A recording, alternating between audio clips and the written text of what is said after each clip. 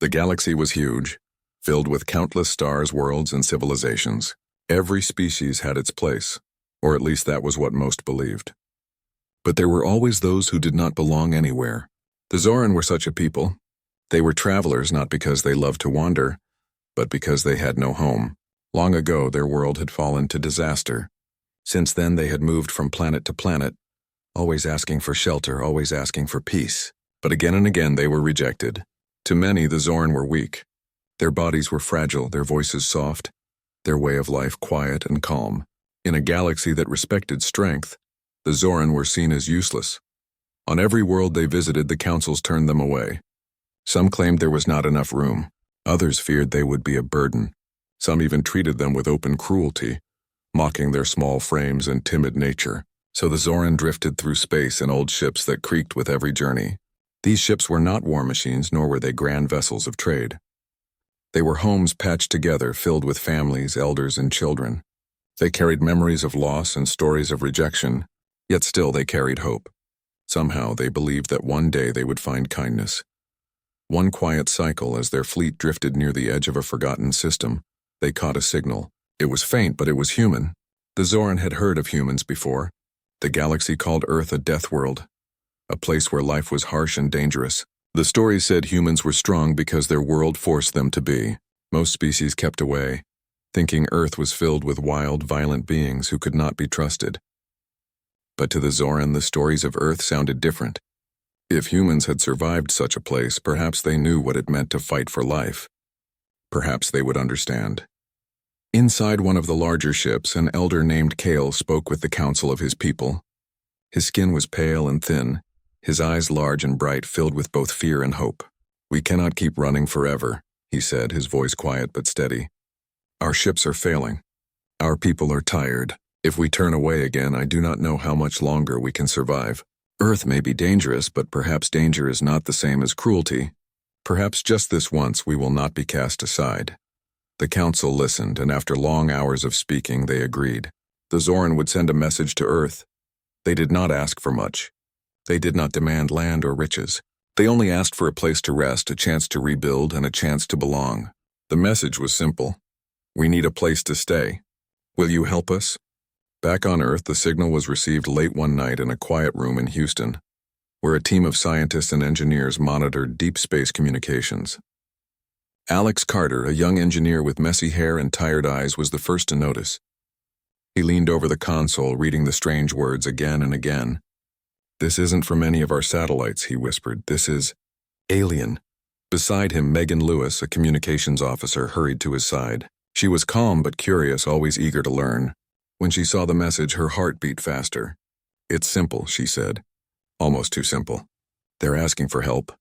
The team gathered, confused and amazed. For years, humans had wondered if they were alone. Now, not only did they know they were not alone, but the first contact was not from conquerors or traitors. It was from refugees, people who had been cast out, people who had nowhere else to turn. The weight of that truth sank into the room. They had a choice to make. At first, the governments of Earth hesitated. There were fears about what bringing aliens to Earth might mean. What if they carried unknown diseases? What if they brought enemies with them? What if helping them drew the anger of other galactic powers? The discussions were long and tense. Some leaders said Earth should stay quiet. Others said they should respond but deny help. But as the Zoran fleet drew closer, their signals grew more desperate. Images were shared of their ships, weak and broken, their people thin and exhausted. They were not warriors. They were not invaders. They were simply lost. Among the many debates, Alex and Megan found themselves speaking more and more. They were not leaders, but they felt the weight of the decision. Alex would often say, "If we turn them away, what does that make us? Are we any better than the rest of the galaxy?" Megan would nod and add softly, "We know what it's like to struggle. We've seen disasters, wars, hunger. If anyone understands, it should be us." Their words began to spread, first among their colleagues, then to those who held real power. Slowly, the idea grew. Maybe Earth should do what no one else had. When the Zoran ships finally entered orbit, the world held its breath.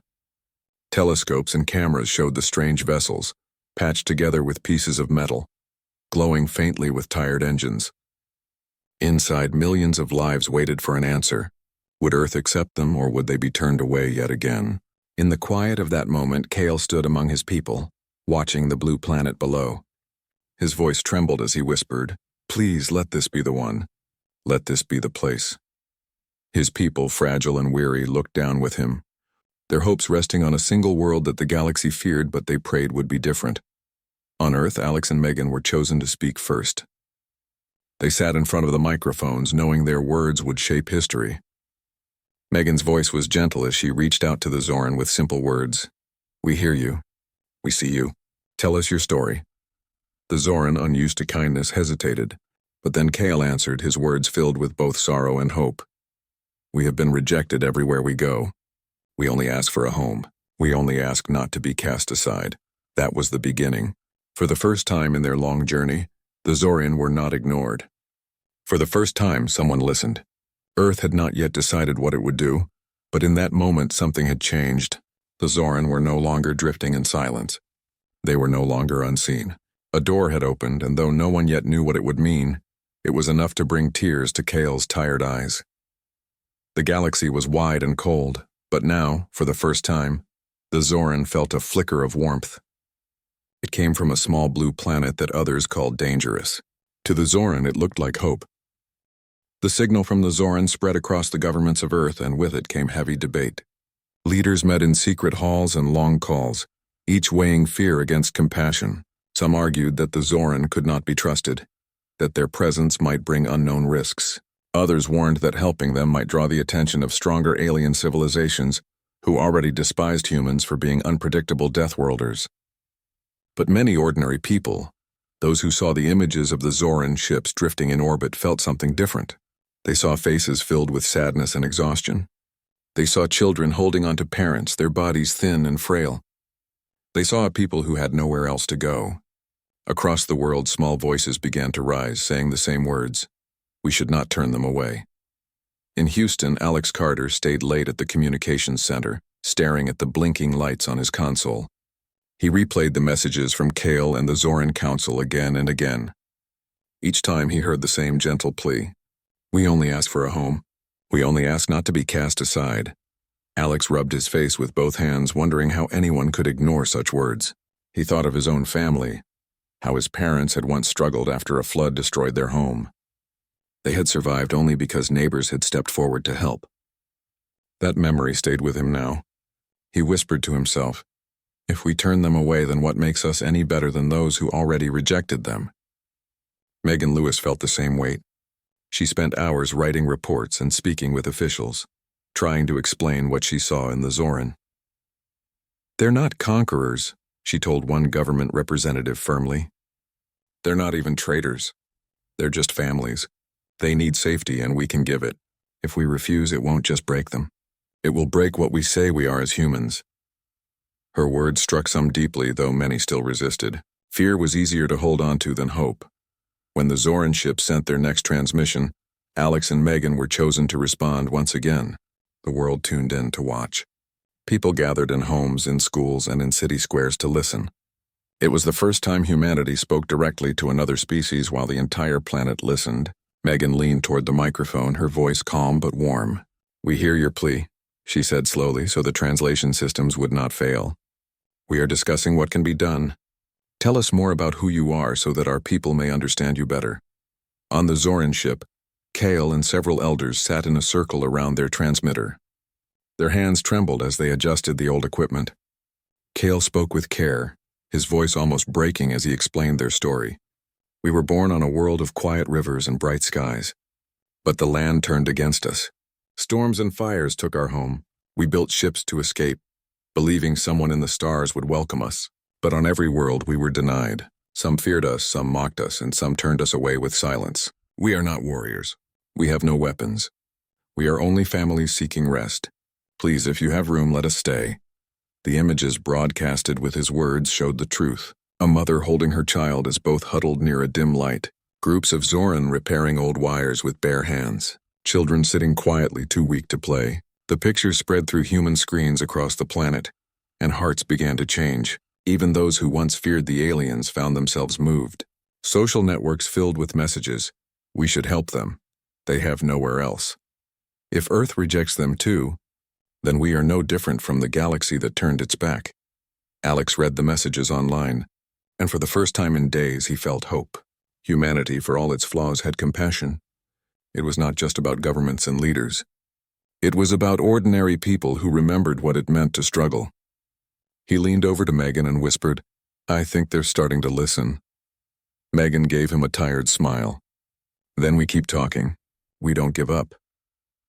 Meanwhile, preparations began quietly on Earth. Doctors studied the limited data on Zoran biology, trying to predict what diseases might spread and how to prevent them.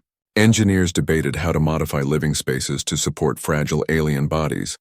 Farmers wondered what foods the Zoran could eat. Volunteers offered to help even before the final decision was made.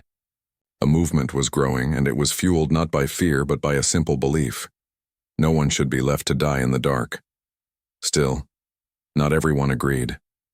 Some leaders argued that Earth should close its skies. "We are not ready," one said during a tense broadcast. "Our world still suffers its own struggles. Why should we carry the weight of another species?" Others warned of danger. What if they are lying? What if their weakness is a trick?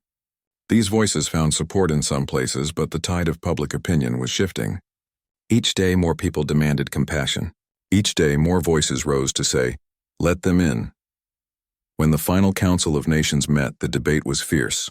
Arguments filled the room, but in the end, the decision turned on a simple question. Who did humanity wish to be in the galaxy? If they rejected the Zoran, they would join the rest of the stars in cruelty. If they accepted them, they would become something new. The vote was close, but it fell on the side of compassion. Earth would open its doors. Alex and Megan were the first to deliver the news. They sat before the microphones once again, their voices steady. Alex spoke first. "To the people of the Zoran we say this, you are welcome here. Earth will not turn you away." Megan followed with soft words. "You are not alone anymore. You have a place with us." On the Zoran ship, silence filled the air. For a moment no one spoke. Then Kale's eyes filled with tears. His voice broke as he answered, "We thank you. From the depths of our hearts we thank you. You are the first to see us, the first to care. We will not forget." His words echoed through the fleet, and the Zoran wept. For the first time in generations, their journey had an end. For the first time, they were not rejected. The ships began to descend toward Earth, guided by human stations. In cities across the planet, people prepared shelters and centers. Children painted signs that read, "Welcome Zoran." Volunteers held hands and waited. Doctors stood ready, not with weapons but with medicine. The world had never been more united for a single cause. As the first ships touched down, Alex and Megan stood on the runway, watching the doors slowly open. The air was tense, filled with expectation. When the first Zoran stepped out, thin and trembling, there was silence. Then a cheer rose from the crowd. People clapped and called out, waving signs and banners. The Zoran looked around with wide eyes, their faces showing fear and wonder. Slowly, Kale stepped forward, his voice barely above a whisper. "Is this truly real?" Megan smiled gently and nodded. "Yes, you are home now." The Zoran broke down in tears, and so did many humans watching. It was not the end of struggle. There would still be challenges, diseases to study, food to share, cultures to understand. But it was a beginning, and for a people who had been rejected by the galaxy, that beginning meant everything. On that day, the world changed. Humanity, once feared as harsh death worlders, showed the galaxy something new. They showed that even on the most dangerous world, compassion could bloom. The Zoran were no longer alone, and Earth was no longer just a place of fear. Together, they had taken the first step toward something greater. The Zoran ships landed in different parts of Earth, each one greeted by groups of humans who had prepared food, water, and shelter. It was the first time the two species stood face to face, and the air was filled with both curiosity and caution. The Zoran looked fragile, their bodies thin with pale skin and large eyes that seemed almost too big for their heads. They moved carefully, as if every step might break them. Humans, tall and strong in comparison, bent down to meet their gaze with gentle smiles. There were no weapons, no walls, only open hands. In one shelter near Houston, Alex Carter worked with engineers to help repair equipment for the Zoran. Their ships had been close to collapse, and even though the Zoran technology was different from human machines, Alex studied it with fascination. It's not weak, he whispered to Meg and Lewis one night as they stood by a glowing console. It's delicate but elegant. They build with balance, not brute force. There's something beautiful in it. Megan nodded, watching as Zoran children played quietly nearby with toys that local families had donated. And now they're safe, she said softly. For the first time, they can rest. But peace was not instant. In the early days, there was confusion. Some humans struggled to understand the Zoran's customs. The Zoran ate soft foods that seemed strange to many. They spoke in voices so quiet that translators sometimes failed. Their way of showing respect, bowing deeply and pressing their hands together, felt unusual to human hosts. Yet slowly, both sides learned. Volunteers took time to teach simple English to Zoran families, while the Zoran taught their songs and gentle hand movements that carried meaning. Children were the first to bridge the gap. Human children laughed freely, teaching Zoran children games like tag and drawing. In return, the Zoran children taught humans how to hum their lullabies, soft tunes that sounded like flowing water. Soon, laughter filled the shelters. Doctors worked long hours studying Zoran biology. They discovered the aliens were highly sensitive to Earth's air and needed purified spaces at first. Teams built filtered rooms so they could adapt slowly. Nurses sat beside Zoran patients, explaining treatments in simple words. Some Zoran were scared at first, but when they saw the patience of the humans, they began to trust. "We were always treated as burdens," Kyle said one evening to Megan as they walked through the shelter halls. "But here your people work for us as if we matter. It is strange and it is kind." Megan gave him a gentle smile. "You do matter. That's why we're here." Not all humans were supportive. Some groups protested, saying Earth should care only for its own people. They shouted that the Zoran would take resources, that they did not belong. Tension rose in some cities, but the protests were met by larger groups of supporters holding signs that read, "Compassion has no species." The images spread across news screens, showing humans standing arm in arm with Zoran families. Slowly, the voices of fear were drowned out by the voices of kindness. Alex grew closer to the Zoran engineers as they repaired the ships together. One young Zoran named Rin showed him how their energy systems worked, based on light storage rather than fuel. Alex listened carefully, taking notes. "We never thought anyone would care to learn from us," Rin said with wonder. Alex laughed softly. "We never thought we'd meet someone with this kind of technology. We can help each other." That became a theme across many communities. Humans and Zoran learning, sharing, and growing together. In classrooms, teachers welcomed Zoran children. At first, the quiet voices of the new students made it hard for them to join in. But their patience and focus soon impressed everyone. A teacher in New York said proudly, "They listen more than they speak, and when they do speak, it is with wisdom." Human students began to copy Zoran gestures of respect, bowing slightly before answering questions. It became a small bridge between the two cultures. Kale often visited different shelters, speaking with both humans and Zoran. Though frail, he carried himself with calm dignity. One evening, he stood before a crowd of humans and said, "We have wandered for generations, and always we were told we had no worth. But here you open your doors. You see us not as a burden but as neighbors. For this we will carry gratitude forever." His words were met with applause, and many humans felt tears rise in their eyes. Meanwhile, news of Earth's actions spread into the galaxy. Other civilizations watched with shock. Some called humans reckless for welcoming a rejected people. Others whispered that perhaps the Deathworlders were not monsters but protectors. Galactic councils held meetings, debating what this new development meant. If humanity, born on a world of storms and predators, could show compassion, then what did it mean for the rest of the galaxy that had only shown cruelty? Megan often found herself thinking about this late at night. She sat by her window staring at the stars. "The galaxy turned its back on them," she whispered to Alex. "But we didn't. Maybe this is who we are meant to be. Not just survivors of a hard world, but people who give others a chance." Alex nodded, his gaze firm. "We've been feared for so long. Maybe it's time they see another side of us." The bond between humans and Zoran grew stronger with each passing day. Festivals were held where both species shared songs and foods. Human musicians tried to copy the soft flowing notes of Zoran melodies, while Zoran dancers joined human circles of joy. In one city, a mural was painted showing humans and Zoran holding hands beneath the same sun. It became a symbol of the new friendship, yet challenges remained. Diseases needed careful study. Some foods made the Zoran sick and some environments were too harsh, but humanity worked tirelessly to adjust. In return, the Zoran began to share their knowledge of balance in building, of harmony in living. Farmers learned new ways to rotate crops from Zoran traditions. Architects listened to Zoran ideas of creating spaces that flowed with natural light. Slowly, Earth began to change, shaped not just by human hands but by alien wisdom. Through it all, Kale never stopped reminding his people of what they had found. "Do not forget the pain of the past," he said gently, "but also do not let it consume us. We are no longer wanderers. We are no longer rejected. We are part of something greater now." His words gave strength to the Zoran, who began to see Earth not as a stop on their journey, but as their home. One evening, as Alex walked through a quiet park, he saw Zoran children running and laughing with human children. Their soft voices mixed with shouts of joy, and the sound filled him with peace. Megan joined him, smiling at the scene. "They look happy," she said. Alex nodded. "They are, and so are we. We gave them a chance, but maybe they gave us one too." In that moment, it was clear that the story of Earth and the Zoran was no longer about pity or charity. It was about friendship. It was about building something new together.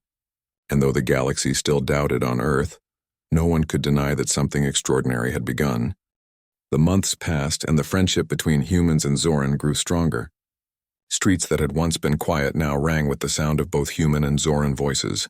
Children walked to school together, one carrying a backpack, the other holding a small pouch of learning stones. Markets sold human bread beside Zoran's soft fruit. Parks echoed with laughter, sometimes loud and sometimes gentle, but always shared. For the first time, the Zoran felt what it meant to belong, but not everyone was pleased. Beyond Earth, whispers traveled across the galaxy. Civilizations that had once rejected the Zoran now looked toward Earth with suspicion. They could not understand why humanity would accept what they had all refused. In great halls of galactic councils, leaders spoke with anger. "This is reckless," one declared. "Earth takes in the unwanted. They will weaken themselves." Another replied with doubt. "Or perhaps they will grow stronger. Perhaps we misjudged the Deathworlders." The debate spread far, and soon an envoy was sent to Earth to demand answers. On the day the envoy arrived, the skies above Washington filled with a massive silver ship. Crowds gathered as the alien vessel descended, sleek and powerful. Inside, the Galactic Council representatives prepared their words. They were tall, proud, and cold, dressed in robes that shone with authority. To them, the Zoran were less than nothing, and humanity's act of kindness was foolishness. They expected Earth to bow, to obey the older powers of the stars. Alex Carter and Megan Lewis stood ready in the assembly hall where the meeting would be held. The Zoran Council, including Kale, stood nearby. The humans in the room could feel the tension in the air. Kyle's hands trembled slightly, but his eyes remained calm. He whispered to Alex, "They will try to take our voice away again. They always do." Alex gave him a steady look and replied, "Not this time." When the council leaders entered, the room grew silent. One of them stepped forward, tall and sharp-eyed, his voice cutting through the air. "Earth," he said with disdain, "you have made a mistake. You have welcomed the rejected. You must send them away. The Zoran are weak. They will drain your resources. They will make you vulnerable. If you wish to stand in the galaxy, you cannot carry such burdens." His words were cold, practiced, and full of pride. Megan stepped forward. Her voice was calm but firm. "With respect, we will not send them away. They asked for help and we gave it. That is our choice." The council leader's eyes narrowed. "Your choice will bring consequences. Do you think you can defy the rest of the galaxy? You are Deathworlders, yes, but you are young, untested. Show wisdom. Reject them as we did." The room filled with murmurs. The Zoran lowered their heads, fearing what would come. They had lived this scene before, powerful voices demanding their removal. But then Alex stepped forward. His voice was clear and steady, broadcasted across the world. "If you will not welcome them, we will. We are not afraid of kindness." His words echoed, strong and plain. "We have seen their children laugh with ours. We have shared food, work, and songs. They are not a burden.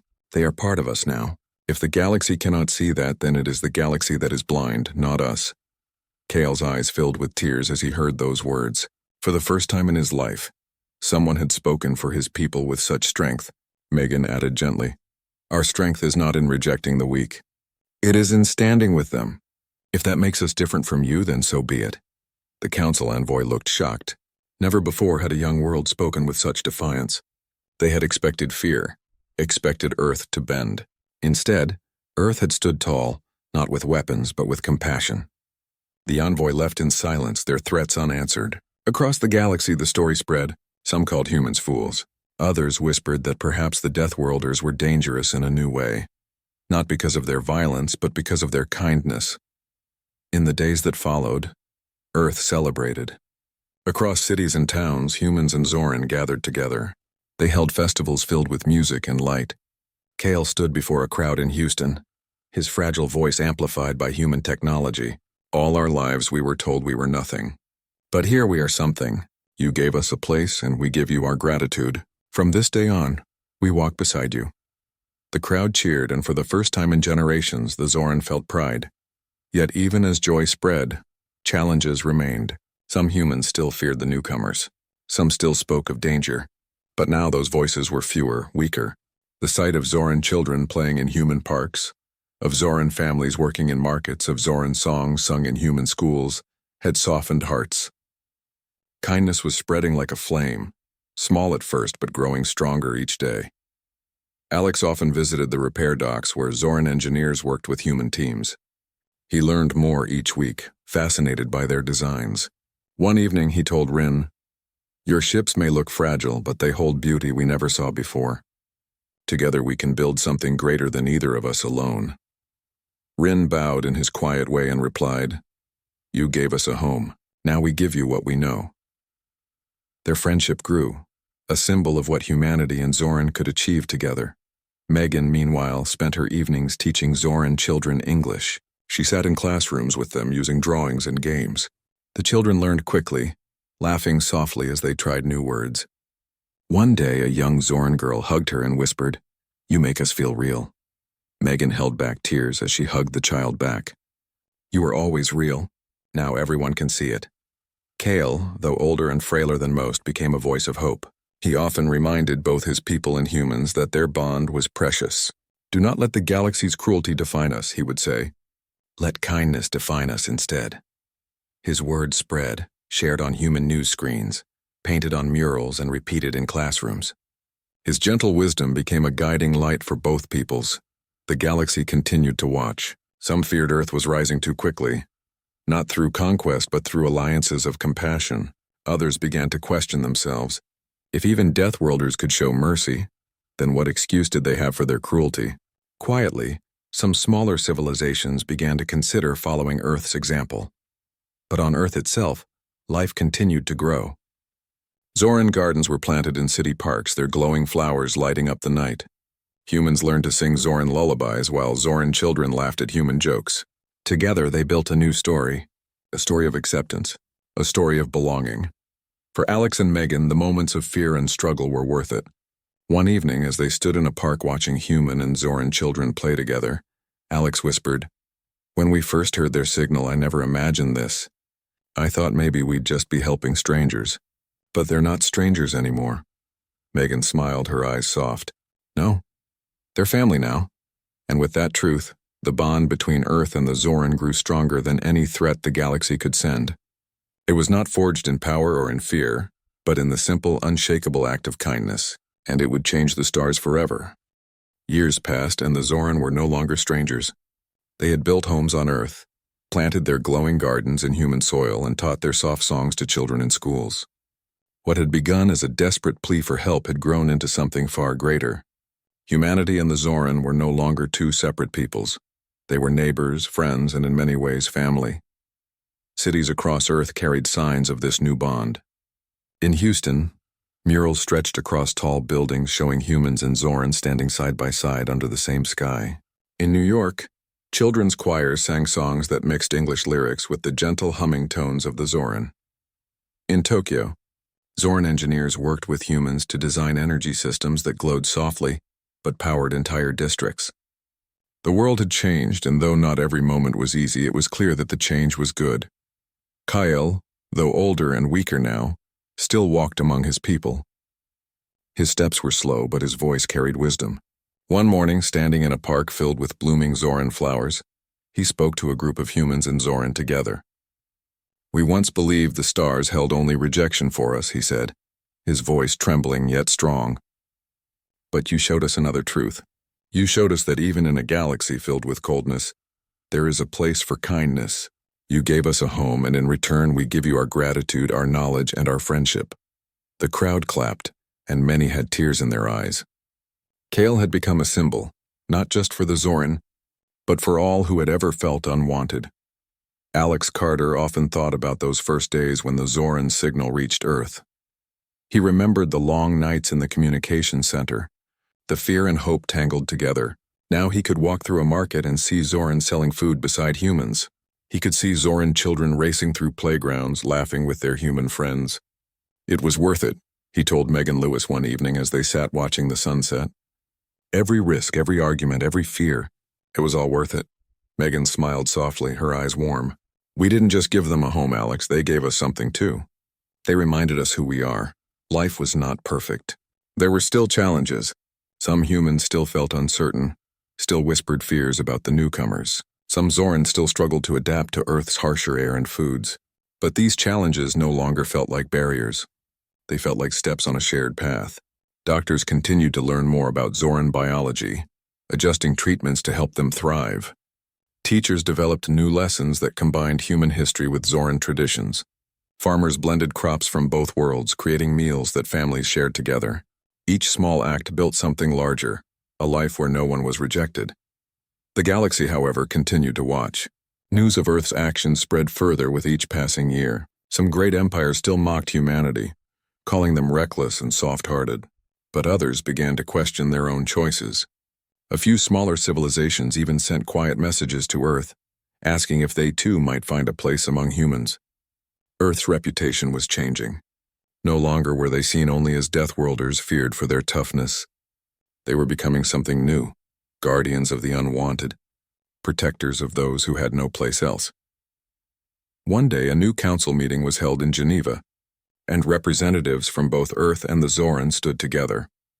Kale, though weak, insisted on attending. He spoke before the crowd, his words broadcast across the world and beyond. "We are proof that rejection does not have to be the end. We are proof that kindness can change the stars. To those who turned us away, we say this: we are still here. To those who welcomed us, we say thank you. And to all who listen, know this: there is always another path, and it is the path of compassion." His words spread like fire, and many who heard them felt their hearts stirred. After the meeting, Alex and Megan walked with Kale along the shores of a lake. The elder's steps were slow, but his eyes were bright. "When we first came," he whispered, "I feared Earth would be like all the others. But you proved me wrong. You made us believe again." Megan touched his shoulder gently. "You made us believe too." They stood together in silence, watching the water ripple, each knowing that history had shifted because of the choices they made. Years later, Kale passed away peacefully, surrounded by both Zoran and human friends. His last words were of gratitude, and his legacy lived on. Statues were built in his honor, not of power, but of peace. They showed him standing with a human child hand in hand, beneath a sky filled with stars. His memory reminded both species of the journey they had taken together. As time went on, new generations grew up never knowing a world where Zoran were strangers.